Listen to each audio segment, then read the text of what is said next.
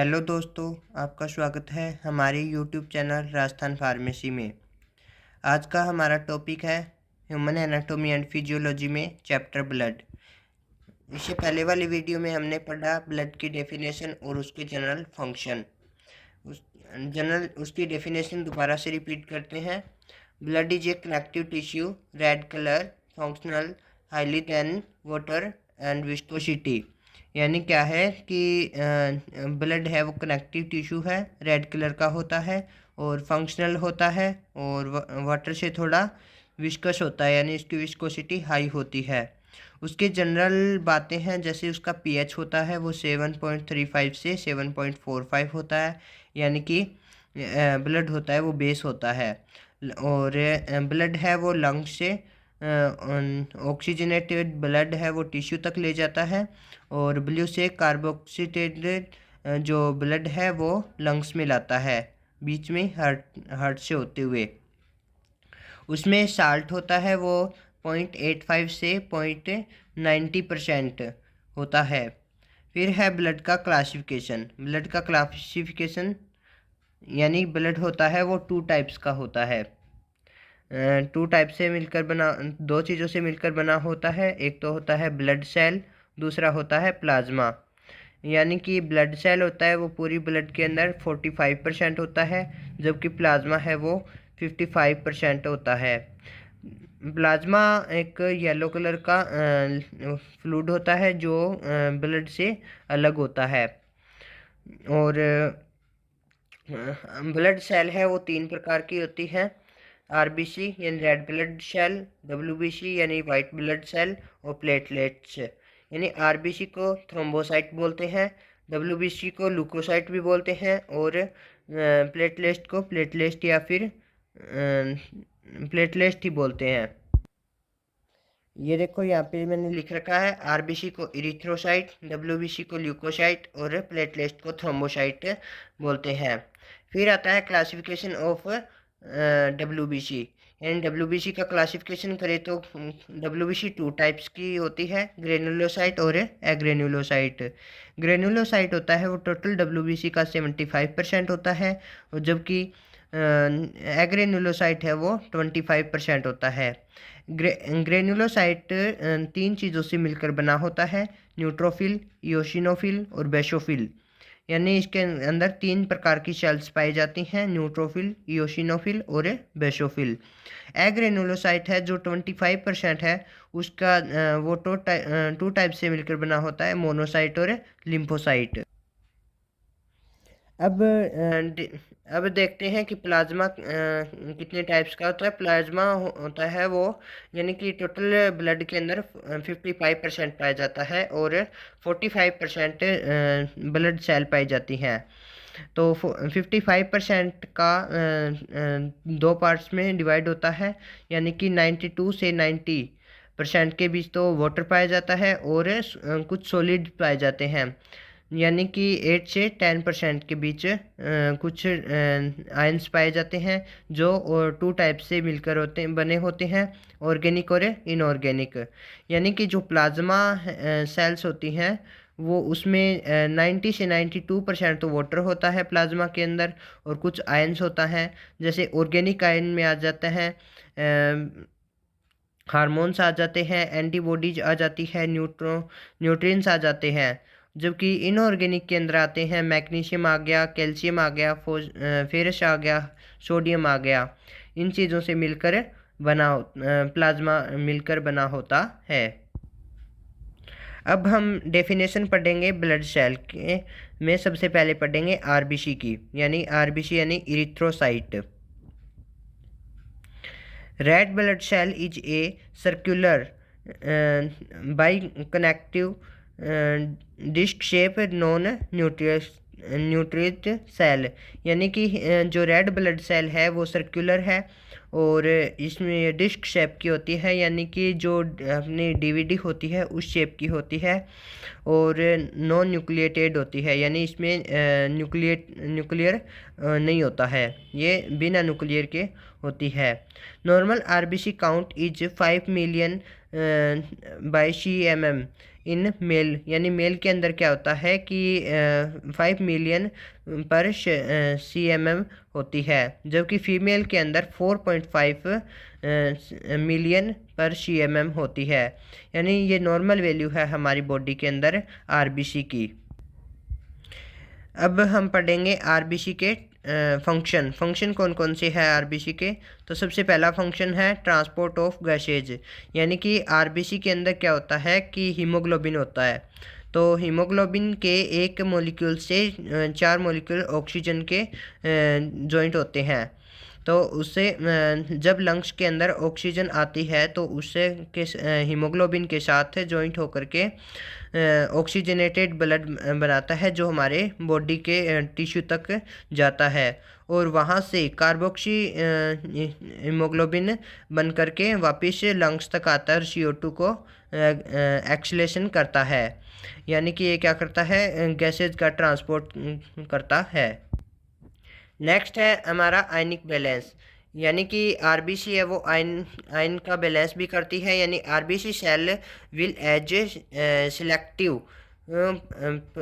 Selective permeable to ion on it outside. यानी क्या है कि आरबीसी है वो हमारी बॉडी के अंदर आयन जैसे सोडियम, पोटेशियम, आयरन आदि सभी को बैलेंस फिक्स रखती है।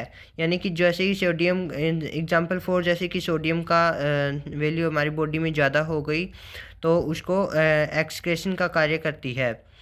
फिर नेक्स्ट आता है एसिड बेस इक्वलिटी, यानी कि एसिड बेस का बैलेंस करना। तो एसिड बेस का बैलेंस करना भी हमारी बॉडी के अंदर आरबीसी का काम होता है।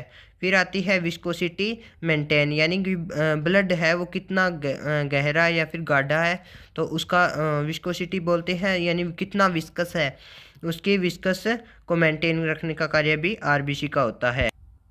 नेक्स्ट है हमारा WBC। WBC को हम ल्यूकोसाइट भी बोलते हैं। WBC का दूसरा नाम ल्यूकोसाइट है। तो WBC की फुल फॉर्म है white blood cell. WBC are also called leukocyte, यानी WBC है वो क्या है, ल्यूकोसाइट है। WBC का और RBC का यदि कंपैरिजन करें तो WBC है वो RBC का 600 भाग है। मतलब कि WBC का एक भाग है वो RBC के 600 भाग के बराबर है। WBC आर 2 टाइप्स, यानी जो WBC है वो 2 टाइप्स की होती है, ग्रेन्युलर और एग्रेन्युलर।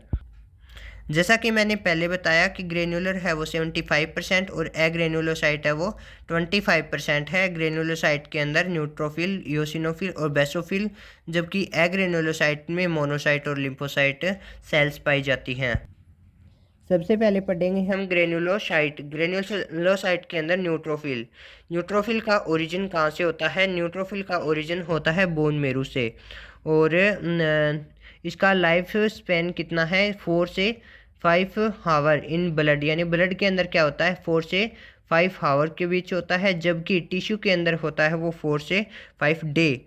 यानी कि यदि न्यूट्रोफिल्स सेल है वो टिश्यू के अंदर होती है तो वो उसका लाइफ स्पेन होता है 4 से 5 डेज का होता है, जबकि यदि ब्लड के अंदर है तो उसका 4 से 8 या फिर 4 से 5 हावर के बीच होता है। इसका फंक्शन क्या है? प्रेजेंट फ्रॉम इन्फेक्शन, यानी ये प्रोटेक्ट करती है इन्फेक्शन से।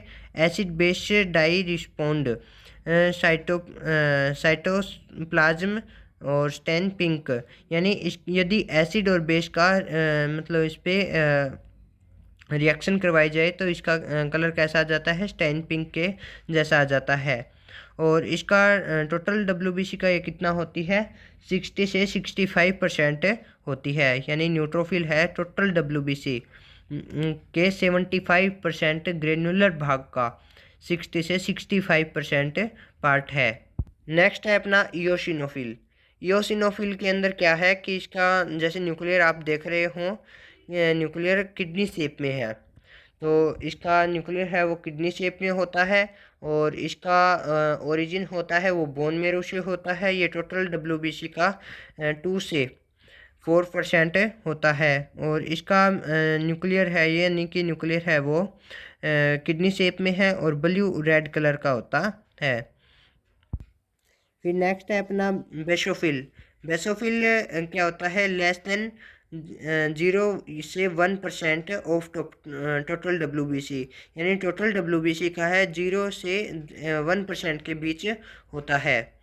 बेसोफिल सबसे कम हमारी बॉडी ब्लड के अंदर सबसे कम पाया जाता है बेसोफिल सेल। इसका ओरिजिन कहाँ से होता है, बोन मेरो से ओरिजिन होता है। और रिसर्च डब्ल्यूबीसी, यानी ये इसका कार्य क्या होता है, रिसर्च डब्ल्यूबीसी। और हिस्टामिन कंटेनिंग ग्रेन्युलर, यानी ये भी इसका फंक्शन क्या है, हिस्टामिन कंटेनिंग इन ग्रेन्युलर, हिस्टामिन को कंटेन करके रखता है। और स्टेन डार्क ब्लू, यानी इसका जो न्यूक्लियर है वो डार्क ब्लू कलर का न्यूक्लियर है। नेक्स्ट है अपना एग्रेनुलोसाइट।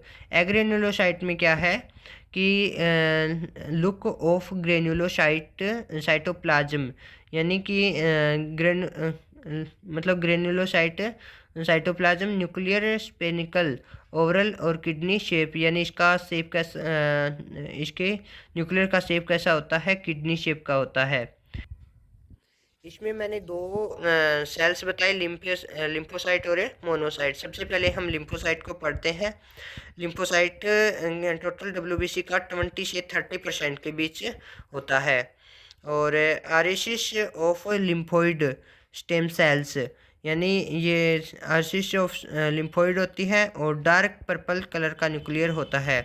इसका न्यूक्लियर डार्क पर्पल कलर का होता है। वर्क ऑफ इम्यून सिस्टम, यानी ये इम्यून सिस्टम के ऊपर वर्क करता है। नेक्स्ट है हमारा मोनोसाइट। मोनोसाइट का मतलब है कि सिंगल न्यूक्लियर। ये टोटल डब्ल्यूबीसी का 2 से 8% होता है। They are origin from myeloid stem cell, यानी ये कहाँ से इसका ओरिजिन कहाँ से होता है, माइल्ड स्टेम सेल से होता है। दे आर लार्ज डब्ल्यूबीसी, यानी ये डब्ल्यूबीसी में सबसे बड़ी सेल्स होती है, यानी सबसे ज़्यादा सबसे बड़ी सेल यही होती है। फिर नेक्स्ट हमने ब्लड सेल के अंदर 3 चीज़ें पढ़ी, आरबीसी, डब्ल्यूबीसी और प्लेटलेट। तो अब लास्ट है हमारी प्लेटलेट, यानी कि थ्रोम्बोसाइट। प्लेटलेट को थ्रोम्बोसाइट भी बोलते हैं। प्लेटलेट लुक माइक्रोस्कोपली एज राउंड और orally plate with by convex surface, यानी क्या है कि प्लेटलेट है वो माइक्रोस्कोप के द्वारा देखी जा सकती है। इसका शेप कैसा होता है, प्लेट के जैसा और स्पेसिक होता है। They are as name thrombocyte, यानी इसका नाम दूसरा थ्रोम्बोसाइट भी है। साइज 2 से 4 माइक्रो इन डायमीटर, यानी इसका साइज क्या है, 2 से 4 माइक्रो डायमीटर है। They are 250,000 to 5 lakh platelet per CMM of blood, यानी हमारी बॉडी के अंदर कितना होना चाहिए, 2.5 लाख से लेकर 5 लाख के बीच नॉर्मली होना ही चाहिए। They have short life span in of 5 से 9 डेज, यानी इसका लाइफ टाइम कितना है, 5 से 9 डेज के बीच में है। older and dead platelets removed by a RES cells of spleen in liver, यानी इसका क्या होता है कि ओल्ड सेल्स होती हैं वो डेड होती है कहाँ पे, लीवर में जाकर स्प्लेन यानी बिखर जाती है, और वहीं इनका ग्रेवयार्ड होता है। फिर आता है function of platelet. They are repair to capillary leak to adhering, यानी क्या है कि रिपेयर कर कैपिलरी को रिपेयर करते हैं, यानी जब भी कोई इंजरी होती है तो उसमें ये रिपेयर करने का काम करते हैं। दे एड सिंचरी, यानी आई क्लोट रिएक्शन, यानी ये क्या करते हैं कि जब भी कोई ज़्यादा इंजरी हो जाती है तो उसमें क्लोटिंग का रिएक्शन भी करते हैं। थ्रोम्बोसाइट होती हैं वो क्लोटिंग फैक्टर भी है। They connection some antigenic substance region A and B antigen, यानी क्या करते हैं कुछ एंटीजन्स का सब्सटेंस रीशम ब्लीडिंग करते हैं, जैसे एग्जांपल फॉर एंटीजन ए और एंटीजन।